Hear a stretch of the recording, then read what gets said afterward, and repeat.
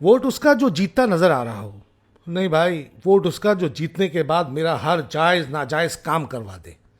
अरे वोट मेरी बरादरी वाले का। भाई वोट तो बस मेरी पसंदीदा पार्टी का ही होगा। अरे दफा करो, मेरे वोट से क्या फर्क पड़ जाएगा? मैं नहीं देता वोट शोट।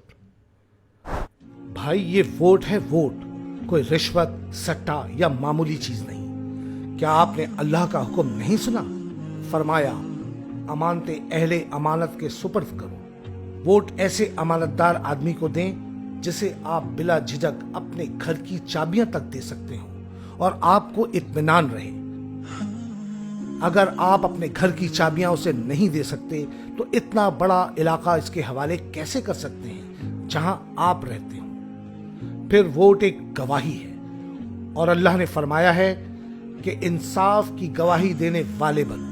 आप सिर्फ एक वोट नहीं बल्कि एक गवाही देते हैं कि ये उम्मीदवार दयानत, अमानत और काम करने की काबिलियत भी रखता है। और वोट ना डालने वाले भी अल्लाह के इस फरमान को याद रखें कि उस शख्स से बड़ा जालिम और कौन होगा जिसके जिम्मे अल्लाह की तरफ से गवाही हो और वो उसे छुपाए।